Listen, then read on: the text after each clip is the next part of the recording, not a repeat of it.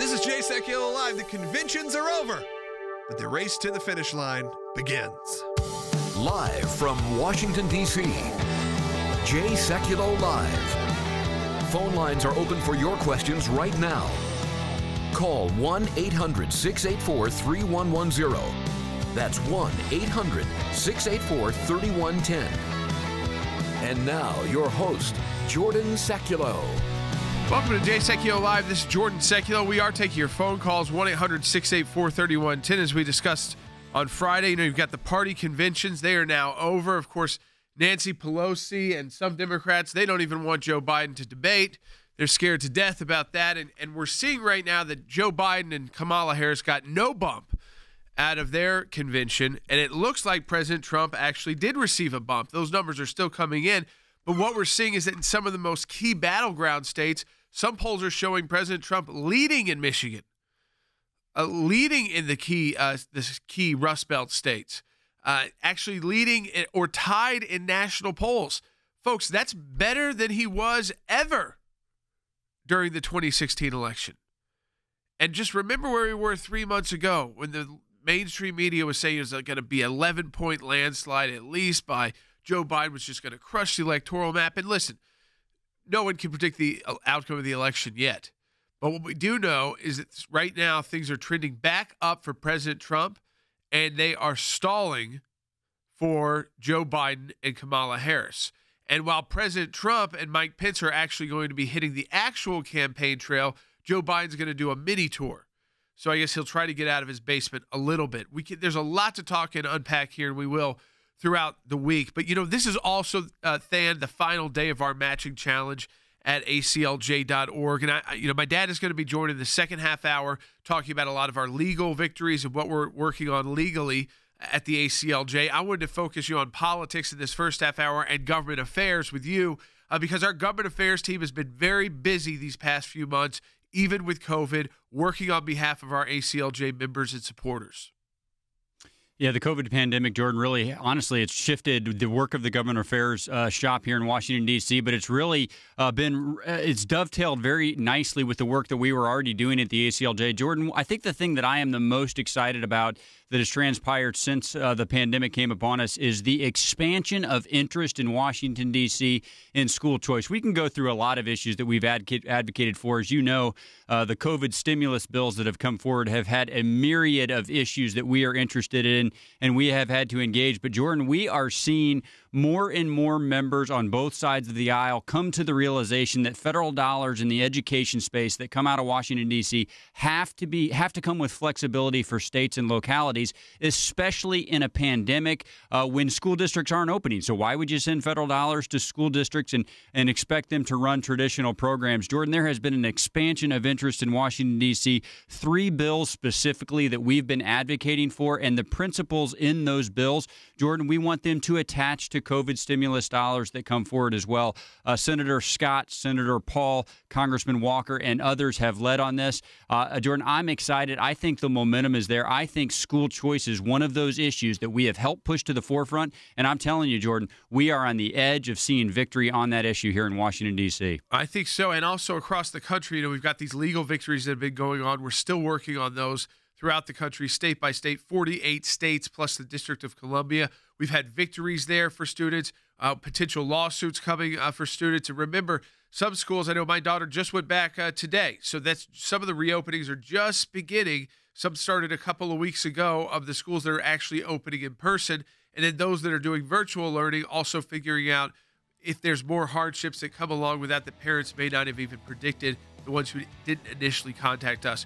We want to take your phone calls, 1-800-684-3110. That's 1-800-684-3110. But let me remind you, this is the final day of the month to take part in our matching challenge. If you're financially able to right now, it is a great time to support the work of the ACLJ. Donate online at aclj.org and double the impact of your financial donations. The final day to do it, you have until midnight wherever you are in the country to make that donation and double your impact.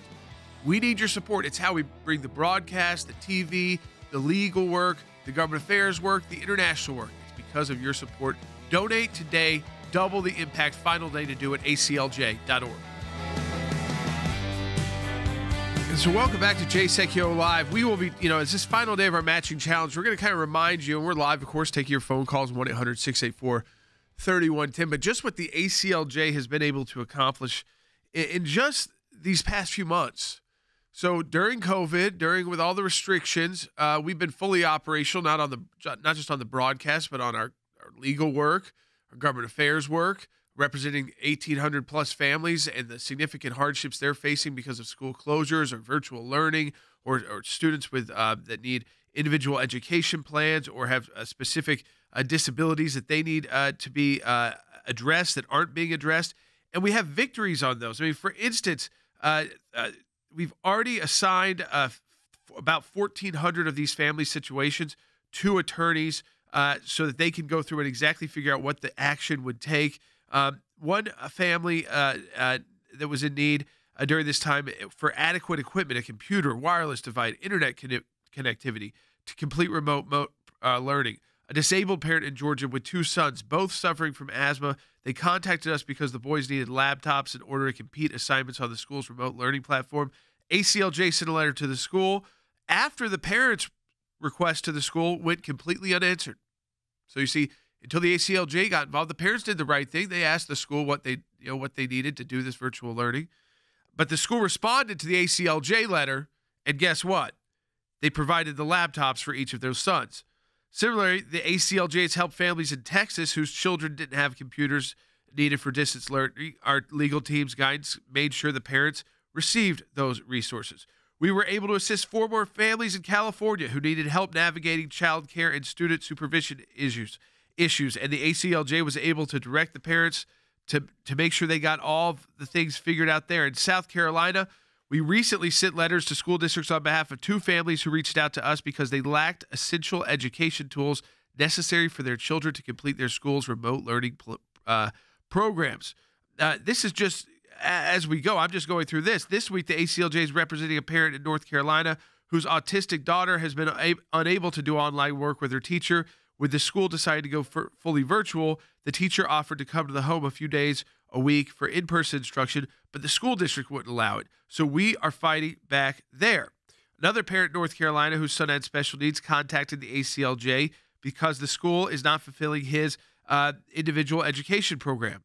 The school has not responded to any of his emails asking for help, where he stated, but then again, we are now working with the father to determine what would best meet his son's needs, and then we'll contact the school, and I have a feeling it'll be like that first one I talked about. Once the parents contact the school, they get no response. That's just horrendous, but it's the reality. Legal organization contacts the school, and suddenly, things get done. We're in the process of preparing more of these kind of similar actions in Georgia, Maryland, Virginia, Colorado, Minnesota, North Carolina. I mean, the list goes on and on because we're working in 48 states plus D.C. But what I'm telling you is that we're already getting victories out of this without having to go to court. Now, if we have to go to court, that takes longer. But remember, these parents are all getting victories at no cost of legal representation because of your support for the ACLJ. Because you financially contribute to the ACLJ, those families, those kids have the tools they need that they would not have had otherwise. The school district was ignoring their parents. But because you support the ACLJ, they get top legal assistance, the same attorneys that represent the President of the United States. Think about that. You make sure that those who need help get that legal help without any cost to them. Be a part of our matching challenge. It ends today at midnight. This is the final day of the month, August 31st. And wherever you are at midnight, that's when it ends. So if you get your donation in before midnight, wherever you are, it will count towards our matching challenge. What does that mean? It means a $20 donation that you make online at aclj.org. It doubles the impact. So all your charge is $20. It's tax deductible. It's safe and secure to make that donation. But we have a group of donors who have said every donation that comes in March, we will match that donation. So that ends today. So it's a very important final day of the month for us at the American Center for Law and Justice so that we can continue to represent all of those families at no cost. So if you needed legal help that was constitutional, legal, and involved, we could represent you at no cost. So we can bring you this broadcast. And then, Than, we're also working aggressively on Capitol Hill. Just tell people some about what we're working on right now. I know a lot with the COVID relief, getting the school voucher, the pandemic vouchers, things like that. But there's still work being done on Capitol Hill, though it is the Democrats have been trying to stall everything out. Yeah, a lot of work, Jordan. And actually, I look at this issue as sort of two-pronged. The first prong is basically what you just laid out. We're trying to find real solutions for real students in real time during this pandemic. So very specific action points. A lot of that legal work from our attorneys, Jordan, as children face an interesting school year ahead. And just one note on sort of that layer of it. You touched on IEPs, individual educational plans. Jordan, I have a son with special needs. He has an IEP. And I got to tell you, having an advocate for families who are not getting what is legally required for a student with an IEP is absolutely essential during this calendar year. So I'm really proud of the work that we've done in that area. But then, Jordan, the second layer, it's going to be longer term. This year has been a great example of why we have consistently advocated for the federal government to give as much flexibility to states and localities as possible. Because when you face something like a pandemic or any other issue, really, Jordan, you need to have flexibility for localities to put forward solutions that are based on students. So we are backing three specific bills at the ACLJ, the A+ Act, which puts forward by Senator Daines and Congressman Walker, the School Choice Now Act by Senator Scott and Senator Alexander, and the School Act by Senator Rand Paul. Jordan, I'll just boil them down to this. You can get into some of the nuances if you want to, but essentially there are a lot of funding streams that come from the federal government. Each of these three bills looks at different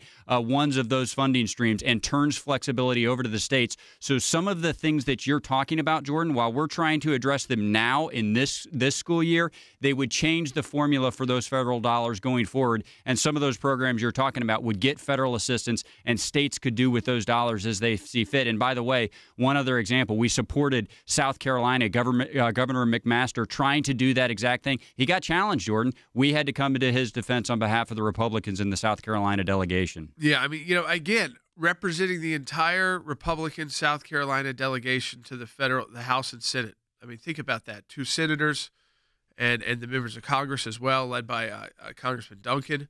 But we also represent then Senator Graham, Senator Scott. And, I think it's key, Than, you brought up this idea of school choice being around. Every night of the RNC, there were multiple speakers talking about school choice up through Ivanka Trump introducing her dad. She was one of the final speakers. Then her dad, President Trump, who said in his next term he wants to make school choice available to all Americans. I mean, he made a very broad statement. We launched our school choice initiative at the ACLJ on June 24th this summer, a few months ago, almost 3 months ago exactly. And when we launched that, what we didn't realize was that not only would we be building out a school choice program and policy program at the ACLJ that would then have the legal resources to fight it out in court when necessary, but that we'd also be hit with this COVID rush on what to do with education and schools. And so I went on Fox News, we started taking in parents who they needed help with their children. And the first time I was on Fox News, about 800 came through.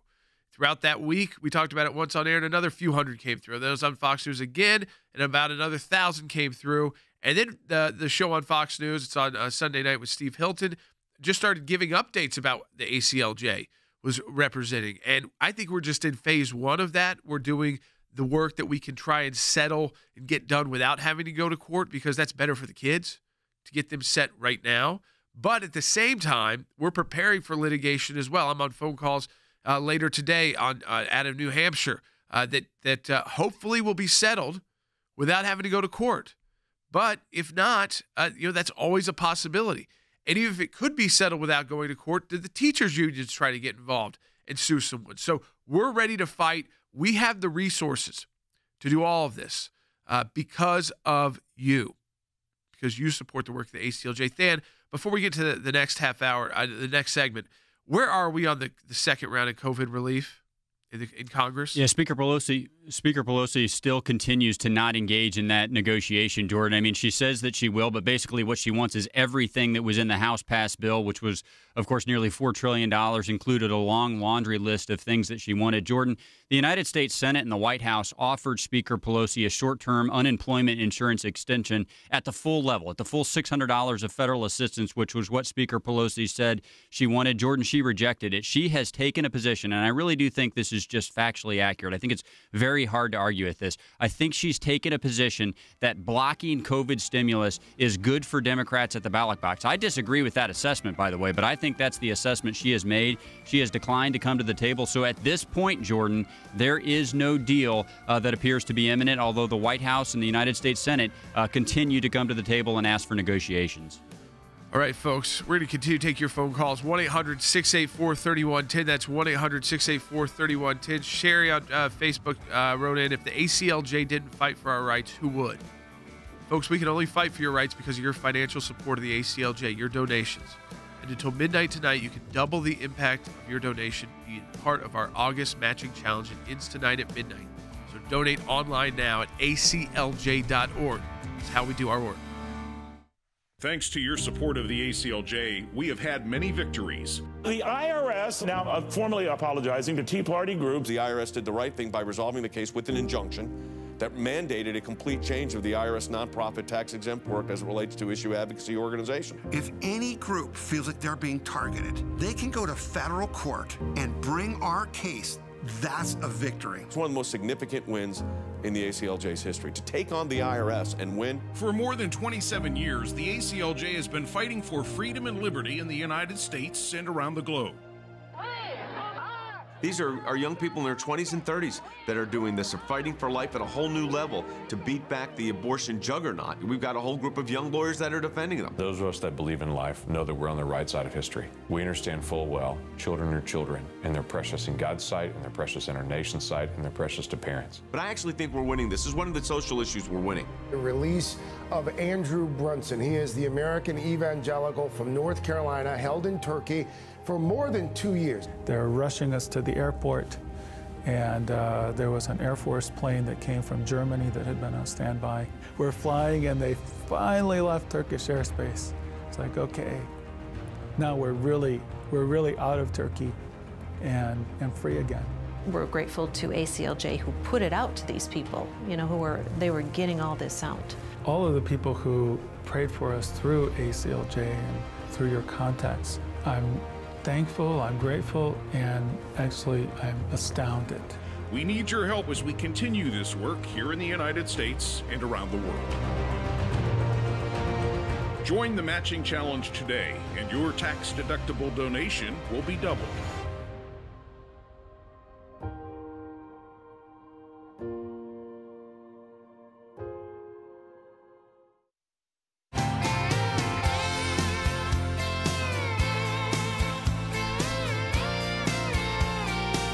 Remember tonight, too, at 8 p.m. Eastern Time, the Jay Sekulow Band will have its concert. That'll be on the ACLJ, Jay Sekulow Facebook page, actually. Jay Sekulow's official Facebook page. That's at 8 p.m. Eastern Time tonight. And the band's put together even 2 more new songs, even during COVID. So you'll see me. I'll be introducing the music and the songs. But even during COVID, they did 2 new songs for last month at the end of that matching challenge. And they did 2 more new songs for the end of this month, which is tonight, 8 p.m. Eastern Time. You can watch the Jay Sekulow Band on Jay Sekulow's official Facebook page. Beverly on Facebook wrote in, I love to hear about your work. School choice is essential. I want to take a phone call, and then we're going to get into some politics. I know when my dad joins us, he's going to go through some of the legal victories and the legal work that ACLJ has been working on just these final 3 months, because this is the final day of our matching challenge in August. But we are not going to ignore the news about Nancy Pelosi not wanting Biden to debate, the news that coming out about basically how this race has tightened to the point of a margin of error, and that's not good for Joe Biden because Trump underperforms. I don't think he's ever polled this well ever against Hillary Clinton. So I want to take some phone calls first, and then we'll get more into the weeds in politics. Let's go to Michelle in Washington State on line 1. Michelle, welcome to Jay Sekulow Live. Thank you for taking my call. My question on these flexible bills that you just spoke about and sending it to the states is living in Washington State, which is one of the worst. And I know we can only change it through election, and there is a big force going on in Washington State that probably will never show on the national level or where you are, is that when you send these guys money, how does it help us? I mean, without it going to the individuals or perhaps the schools directly, I just see more money going to people who will misspend it, and they're not trustworthy. So can you help me with that? Yeah, I mean, the whole idea here is to, with vouchers specifically, is to get the money either directly to the schools so some states you've got to get the money right to the schools, but they're flagged for a specific student. In other states, the more broader states with vouchers, the money goes right to the families to utilize. And that's what we advocate is the best school choice program, because the broadest, and it's the one that gives the most flexibility to parents, especially those in need. So they don't have to worry about tax credits and refunds and this and that. The money just goes right to them so they can spend it on their children's education. Kids should come first, teachers second. Teachers play a very key role, but our America's children come first. Teachers and schools and their budgets and unions, they should come second. Kids first. Yeah, and the frustration that we heard from Michelle right there, Jordan, that is something we've heard echoed all across the country, because typically what happens is when federal dollars do flow, people like Michelle and people who need it never do see those dollars because they go to school districts with a lot of federal strings attached. Jordan, it's not always the school district's fault. Sometimes it's the federal requirements that are put in place that just don't match the needs of the community. So to your point about vouchers, Jordan, the program with flexibility that I really like the best, and the one that we've advocated be attached to the coronavirus stimulus bills, is the one that actually gives the money to qualified scholarship granting institutions, and then people like Michelle and others who might want to access those dollars actually apply, and that gives those scholarship granting institutions outside of the government, Jordan, the ability to ascertain who needs those dollars best, which students need those dollars best, not school districts, not programs, but which students need those dollars most. They compete for them, and that allows them to stretch and go the farthest and actually meet the needs of real students the most. Jordan, we're never going to advocate for the federal government to take over education for exactly the reasons that Michelle articulated. If you pull that control farther and farther away from the people, it will meet the needs of the people less and less. So she might have some frustrations at her state level, but I would tell you, Jordan, her biggest opportunity to impact change in this space is at that local school board level. That's why we want to push as many of those dollars to that level as possible, because, Jordan, those people are going to be responsible to the people in their community because they want to keep their seats. We want the dollars there so that they're most accountable to people like Michelle. Yeah, I mean, exactly right. And folks, here's the truth. We've got a lot to talk about when it comes to this issue. Now, guys, let's pull when the debates are supposed to be, but let's play Nancy Pelosi saying Joe Biden shouldn't even debate. So see, he's got surrogates out now coming up with excuses for him not to debate President Trump. They're scared to death of putting Joe Biden up there against a guy who can not only take a hard punch, but delivers haymakers. Take a listen to Nancy Pelosi. I don't think that there should be any debates.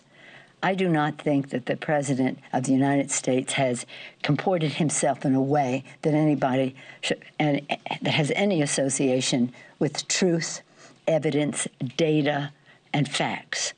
I wouldn't legitimize a conversation with him, nor a debate. States, who was elected by the American people, who beat Hillary Clinton handedly, even though they wanted to try and steal that election and, you know, the dossier and all that information, and then try to ruin the first 3 years, try to failed impeachment, all of that. It's not worth debating the president the American people elected so that you can say why you think you're better than him. I mean, you might not like any of his policies or his tone. Call him out on it then. What are you afraid of? You know what it is? They know Joe Biden couldn't even make a good effort, I think. I think they're worried he would not be quick enough on his feet to take the punches or even respond. So he'd just be sitting up there, you know, with like the googly eyes, not ready, kind of like a boxer who's just been punched and punched and punched over the head. And that, plus, would he even understand the questions from the moderators? Because we still haven't seen Joe Biden really live yet. When he does interviews, he's looking down, reading notes. Could you imagine if President Trump did that, or anybody else on cable news just said, okay, what's the question? Oh, let me read my notes for you, and I'm live on the air. Here you go. 1, 2, 3. Oh, okay, I'll read that. Okay. Which means the media also gave him all the questions before. Now, the second part is this.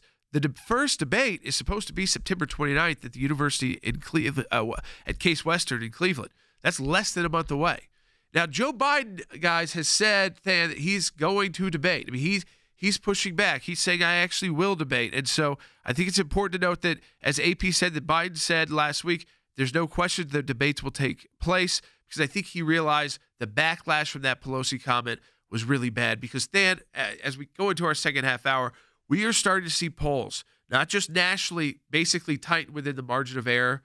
And so they were showing 11-point leads by Biden nationally. And those national polls are the most meaningless. But now that that's tightened, you look at state by state, there's polls showing Trump up by 2 in Michigan, Trump up in or tied in Minnesota, Trump leading in Wisconsin, Trump leading in Pennsylvania. I mean, the list goes on and on these key states. The betting odds, the way the betting odds have changed are just unbelievable. They have swung totally back into the direction of Donald Trump. Two things, Jordan. One, if Joe Biden wants to be president of the United States, he's got a fundamental obligation to take his case to the American people. There's no excuse for dodging it, although I'm not surprised that Speaker Pelosi might want him to.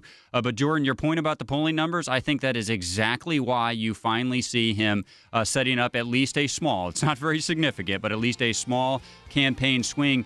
Jordan, I think he saw that the numbers were going the same exact direction that Hillary Clinton's went when she decided not to take her case to the American people down the stretch. She didn't visit those places, and Donald Trump essentially won all of them. Jordan, I don't think a visit or two is going to be enough for Joe Biden, but I can tell you this. If he decides not to go, if he takes the Hillary Clinton approach, I think it'll be 2016 in those states all over again. All right, folks, remember, it's the final day of our matching challenge.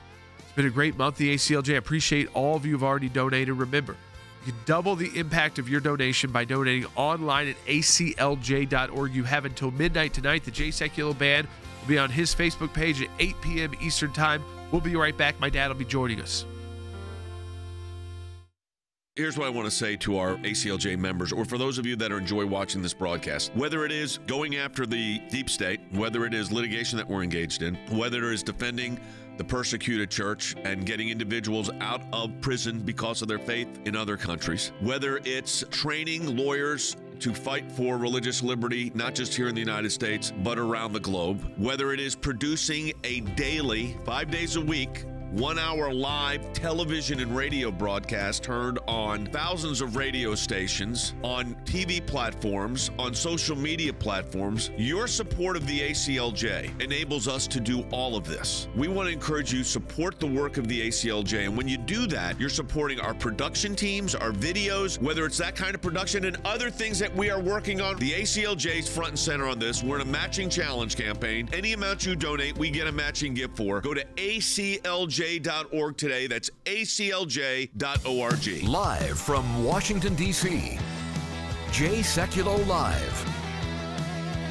And now, your host, Jordan Sekulow. All right, welcome back to Jay Sekulow Live. My dad is joining us now for the second half hour of the broadcast, and he'll be taking you through most of it because I got to step out for some ACLJ work. But we're going to take your phone calls, 1-800-684-3110. So we've done the election update for you. We'll continue that throughout the broadcast. These polls are tightening. Donald Trump is showing leading in key battleground states now, and that's just the early polls coming out post the Republican convention. We now can say for certainty that Joe Biden got 0 bump, actually went down after the DNC convention, and that was after he went down after announcing Kamala Harris. So he's gone down twice. Trump is on the way up, and he's in better place now than he was, considerably better place now than he was in 2016 versus Hillary Clinton. Why do you think no bounces out of the convention? Because normally you get it. Because the Democrats' convention was a waste of time to watch. It would look disastrous. It looked boring. Because who you're trying to appeal to there are people who don't pay attention to politics all the time, don't watch cable news all the time, don't listen to broadcasts like ours all the time, and honestly almost fell asleep during Joe Biden's remarks because he was looking like this over on the screen. If you're watching our Facebook page, it's like he had one teleprompter, not even the two, and he couldn't even go back and forth. The only way he stayed on message, and it was so monotone, was because he was trying to stay on message with the teleprompter. is by directly reading it. And that's what he does when he does even live television interviews. You think he's going to come out of the cave? He's going to come out some, they say. Some, but I think President Trump is going to hit the road for real. And that would be also a huge contrast. I think it's been a disastrous 3 weeks for Joe Biden when it shouldn't have necessarily been, but then it was capped off by this Republican extravaganza, if you will, that we're just seeing the numbers and results from that are showing President Trump getting a bump, tightening this race back up, where, all those liberal media pundits were like, Joe Biden's going to kill this thing. When did we hear that before? Well, about every 4 years, but especially in 2016. Donald Trump has no chance. He is in a better, if the election were held today, he'd be easily reelected. Easily. Because if he underpolls like he usually does at 4 to 6 points, he would beat Joe Biden in like 37 states. Like a Reagan Carter? Like as bad as he beat Hillary Clinton, all those Rust Belt states, Pennsylvania, West Virginia, Ohio, Wisconsin. What's his risk right now, do you think? The risk? For Trump? I think it's just you've got the schools reopening. You've got to get COVID relief. He's done a lot of that through executive order. We talked about some of that with Than. If he's got to do PPP on his own, they figured out ways to do it through executive order. Yeah. But that would be unfortunate that Congress couldn't come together to at least do that for the American small businesses and the workers, and especially the hospitality industry. Whether it's restaurants, hotels, salons that are down so low in capacity, even though they can operate, they're barely hanging on. And so and then there's some in the economy who won't need the loan. So I think it can be structured a different way at this time. So that's, I think, the big risk is the economy. Does it continue on this positive track? And with students getting back to school, are we able to handle a lot of these issues so that it's as smooth as possible going into November? Because we're not going to have a vaccine before then. COVID is still going to be around then. So it's got to be the economy and that we're moving forward. I think that's what he laid out in his speech. It was a long speech, but he laid out point by point. I want school choice not for just the kids in the poorest areas. I want it for every American.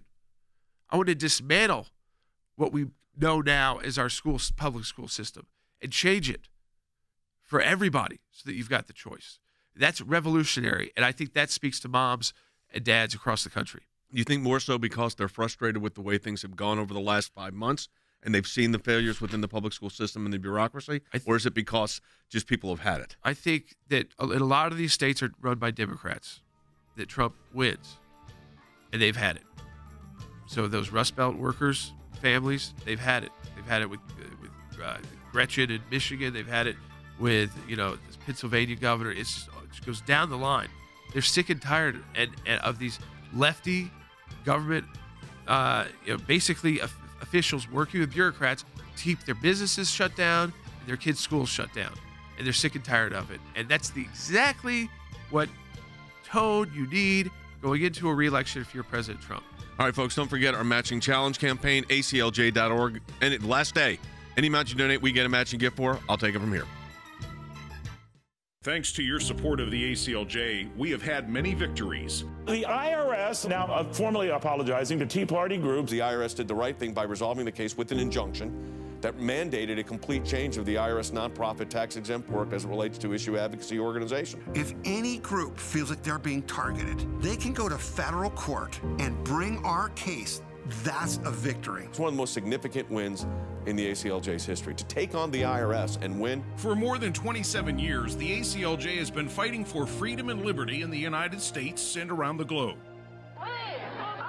These are young people in their 20s and 30s that are doing this. They're fighting for life at a whole new level to beat back the abortion juggernaut. We've got a whole group of young lawyers that are defending them. Those of us that believe in life know that we're on the right side of history. We understand full well children are children, and they're precious in God's sight, and they're precious in our nation's sight, and they're precious to parents. But I actually think we're winning this. This is one of the social issues we're winning. The release of Andrew Brunson. He is the American evangelical from North Carolina, held in Turkey for more than 2 years. They're rushing us to the airport, and there was an Air Force plane that came from Germany that had been on standby.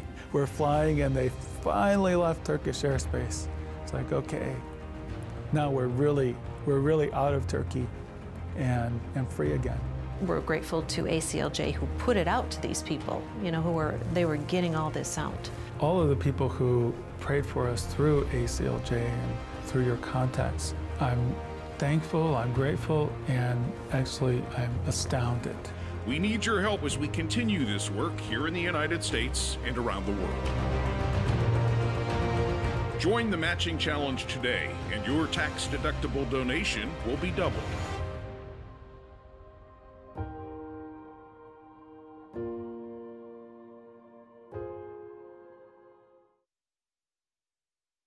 And I've been taking care of business every day, taking care of business. Hey, welcome back to the broadcast, everyone. As Jordan mentioned tonight, we're going to have, as we do on these matching challenge months today, at what time is it going to run, Will? 8 p.m. Eastern time, there'll be a Jay Sekulow live band concert.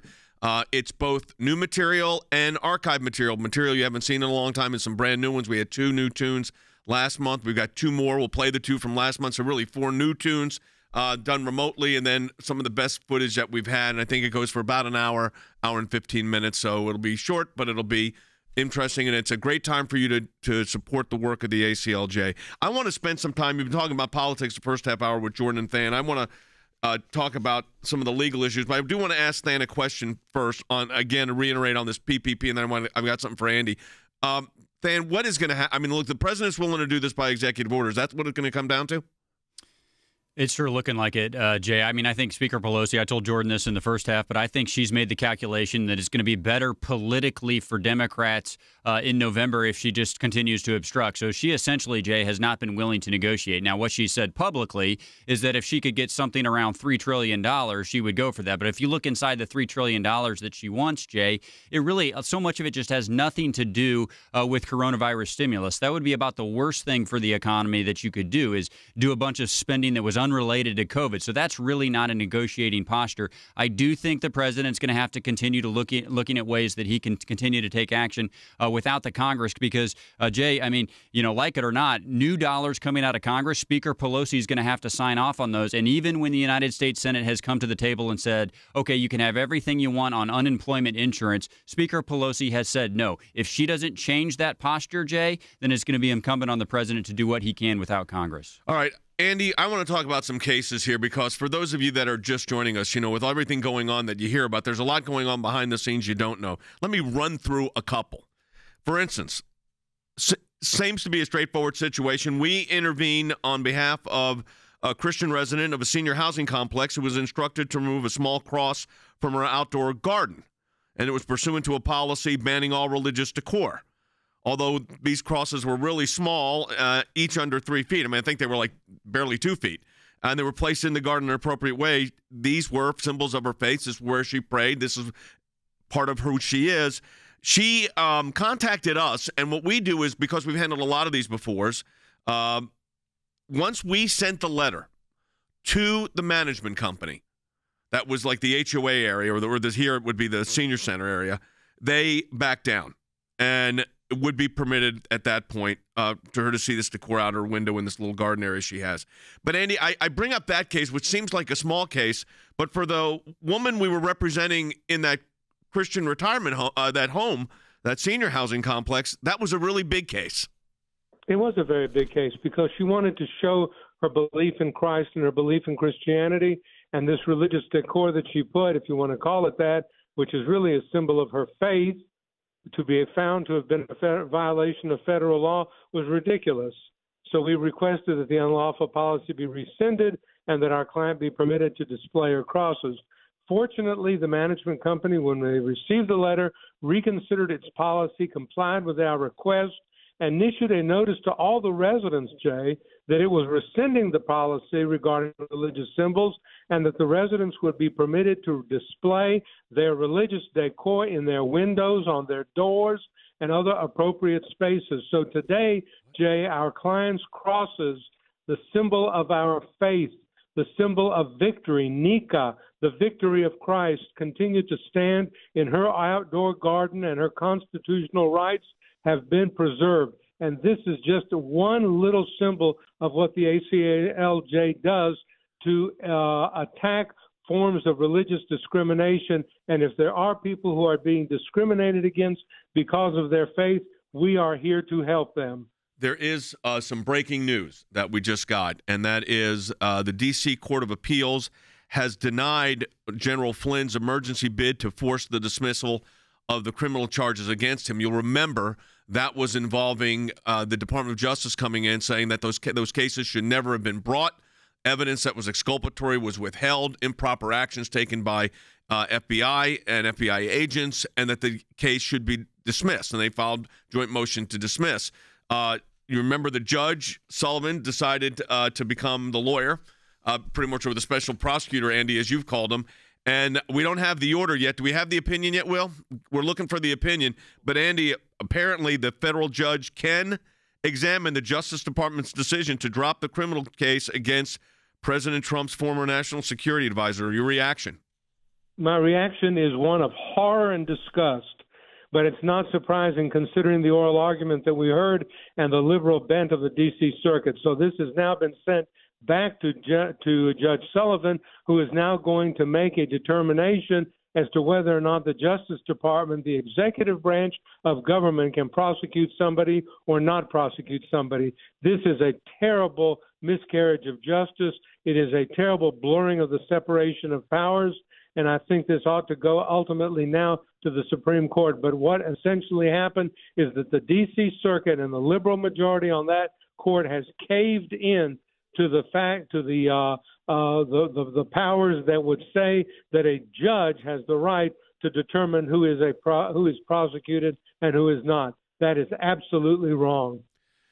So the next move on this would be the Supreme Court. Van, what do you expect the reaction on Capitol Hill to be on this? This is breaking news, folks. This just happened. We don't even have the order yet.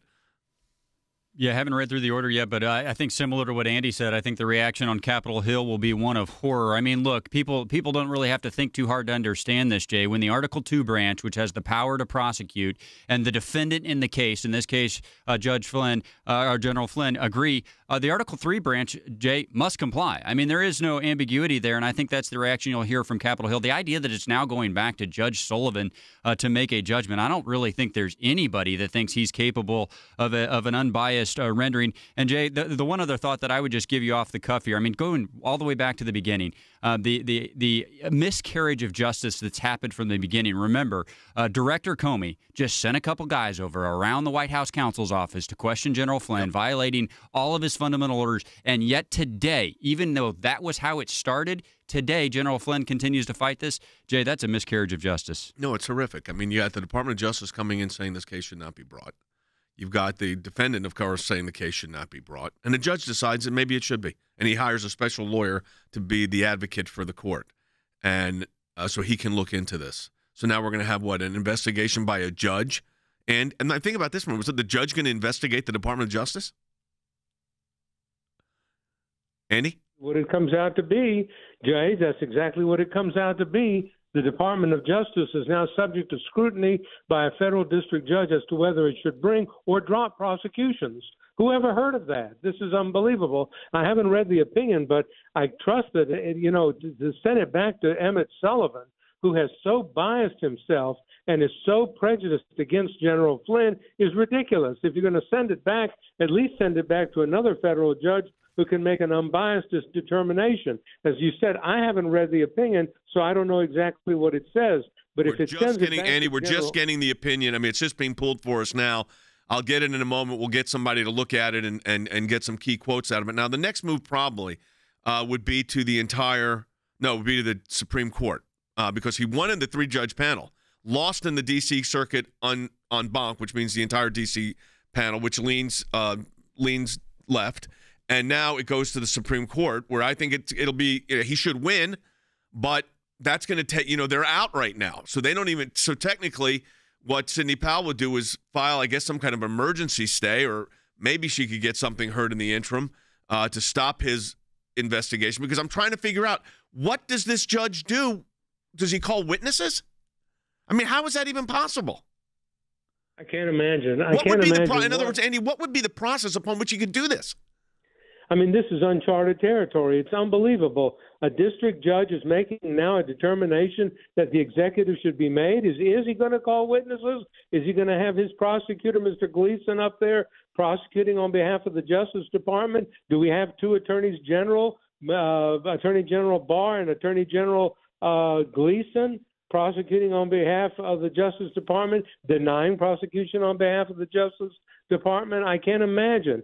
I look at the opinion, Jay, and I've just looked at it, and I see that there were several dissents, most of them from Republican-appointed, Trump-appointed judges, a dissenting opinion filed by Judge Henderson, which is not surprising, and Judge Rao, who was a Trump appointee, and otherwise it was a per curiam decision. In other words, it was a decision by all the judges of the court without naming one in particular.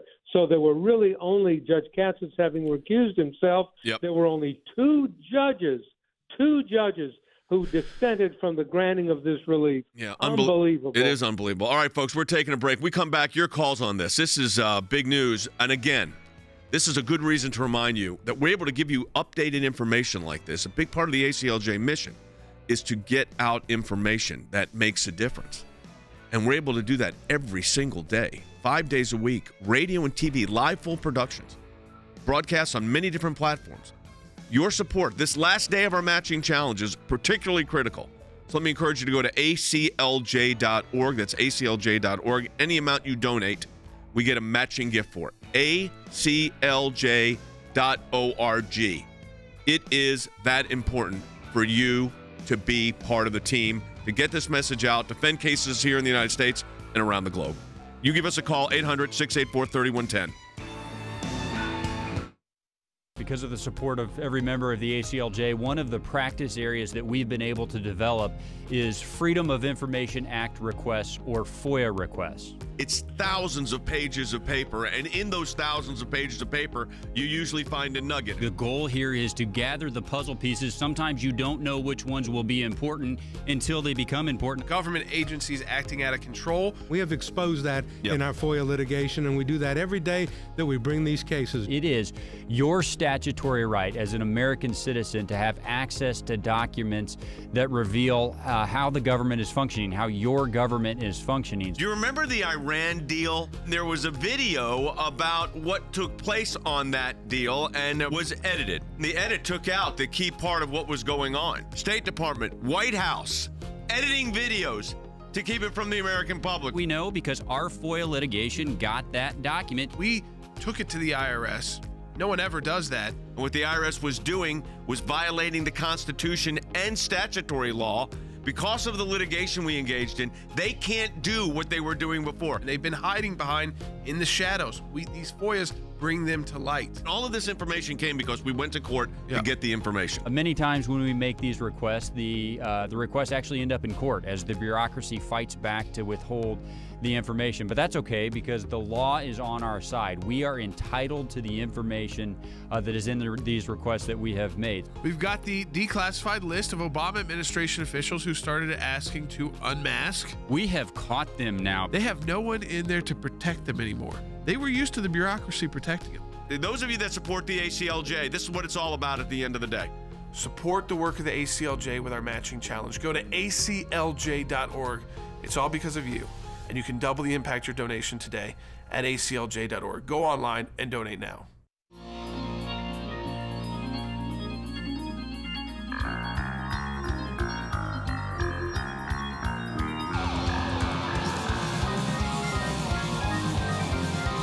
Hey, welcome back. Let me read you one section. This is from the per curiam majority opinion. And it says, as to petitioner, that's General Flynn's first two requests to compel the immediate grant of the government's motion and to vacate the district court's appointment of an amicus, petitioner has not established that he has no other adequate remedies to attain the relief he desires. And then it says, we also decline, this is interesting, to mandate that the case be reassigned to a different district judge because petitioner has not established a clear and indisputable right to reassignment. We therefore deny the petition. Now, in the dissent by Judge Henderson, Judge Henderson writes, as the majority's decision she says, as to the majority's decision not to reassign, my colleagues set an impossibly high bar for a trial judge's impartiality to be reasonably questioned and seem content to read that subsection out of the United States Code, even as they infuse Rule 48A with leave of court clause with enough force to upend our entire system of separated powers. Andy, that's a pretty big statement coming from Judge Henderson. It's a powerful statement. If you remember, Judge Henderson, it was during the oral argument said, when asked whether a district judge should be involved in prosecutions, said, well, it seems to me, quoting Henry David Thoreau, there's a fish in the milk. In other words, someone is where they ought not to be, and that is Emmett Sullivan. He ought not to be in the middle of a criminal prosecution. And if you read the last paragraph of the majority opinion, the D.C. Circuit says, in fact, it would be highly unusual if the district judge did not grant the executive's constitutional prerogative to direct and control prosecutions and exercise limited discretion under Rule 48. Who are you kidding? Who are you making that statement to? We're not fools out here. That judge has made up his mind that Michael Flynn is guilty, and he is not going to allow him to withdraw that plea of guilty. And to say that he can exercise unbiased and neutral determination as to whether the prosecution should be dismissed is ridiculous. He said it is highly unusual if he did not. Well, I predict he's going to do the highly unusual. But he says this, finally, if the court denies the motion, General Flynn has multiple avenues of relief that he can pursue. He doesn't. He has one relief, and that's the Supreme Court of the United States. And mandamus is finally determined not to be appropriate in this case. I agree with Judge Henderson and Judge Rao, the two Republican appointees, that it was the appropriate remedy, and it should have been granted, and Emmett Sullivan should not be the judge in this case. He's made up his mind that Michael Flynn is guilty. Let me read you the last sentence of the first paragraph of Judge Henderson's dissent. Because I believe the trial judge's conduct patently draws his impartiality into question, and because I believe Section 455A has teeth, I dissent to write separately to explain why the trial judge is disqualified from further participation in this case. You know, I'm interested, Than. We know that the Durham report Durham case, it may not be a report, is in process, and there may be prosecutions coming out of that. I don't have any inside knowledge on that, but there may be. We already know there's one. How do you think the Senate particularly reacts to this? I mean, this is unprecedented in our history. Yeah, I think there's going to be a counterbalance there, Jay. Let me just quickly connect a couple of dots. First of all, I'm holding in my hands a document just to remind folks, January 4th, which was the D.C. field office recommendation to close Crossfire River, this case against General Flynn. Specifically, it said the FBI is closing this investigation. Of course, Peter Strzok overturned that. Jay, two interesting points. It was about 8 days later that none other than Vice President Biden issued one of those unmasking requests. Of course, we have that document, which I'm also holding because of the acting director of the National Intelligence at that point, Richard Gurnell. But Jay, your question about the United States Senate, here's where I think this comes into play. It was just last week that Chairman Lindsey Graham interviewed Joseph Pientka. For those who don't know that name, Jay, he was the FBI agent that was with Peter Strzok when James Comey sent them over to do that interview of General Flynn at the White House. So look, there might be some runway here as far as the case goes. Judge Sullivan might be taking another look at this, but if my recommendation to Judge Sullivan is to tread very carefully, because the political nature of this went very, very deep. We have the evidence in front of us, and the Senate Judiciary Committee just taking that interview with Joseph Pientka. Jay, when that interview goes public, as well as some of these others, I think Judge Sullivan is going to want to look back on his actions and not have them conflict with that testimony, because I think it's going to be pretty revealing. Yeah, I'm just reviewing Judge Rao's dissent, and she said, this is what she says. Several FBI agents interviewed Flynn in the White House. By the time of the interview, the agents already possessed transcripts of the call and therefore knew exactly what he had been communicated. Nonetheless, contrary to the wishes of Acting Attorney General Sally Yates and ordinary FBI practice, the investigators declined to notify the White House of what had been said on the calls before interviewing Flynn.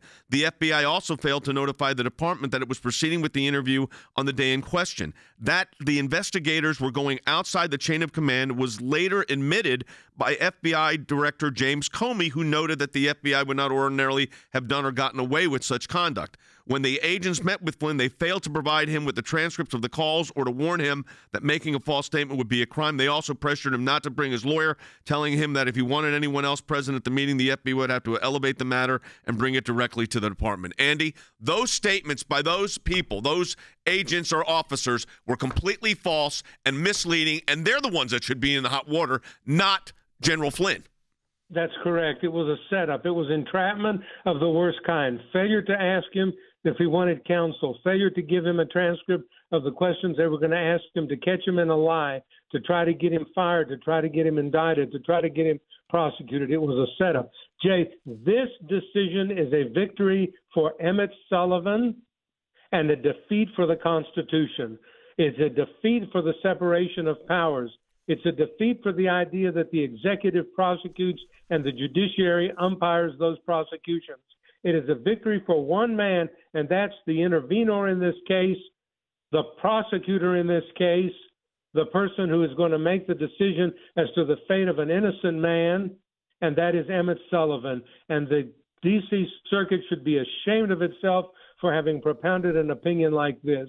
It is terrible. It is horrible. It is a defeat for the Constitution.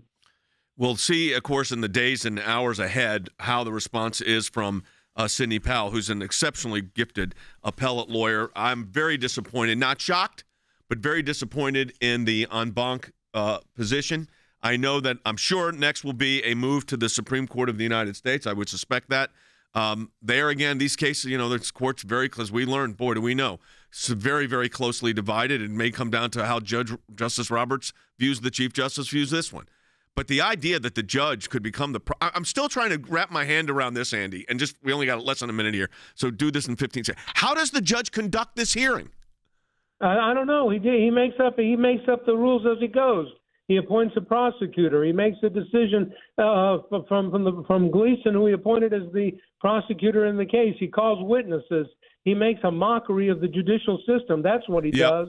It's a horrible, horrible scenario. This is from Judge Henderson's dissent. This is what she says. The trial judge's extreme conduct throughout this case, culminating in his decision to ignore the writ and instead to seek en banc review, demonstrates a clear inability to render fair judgment.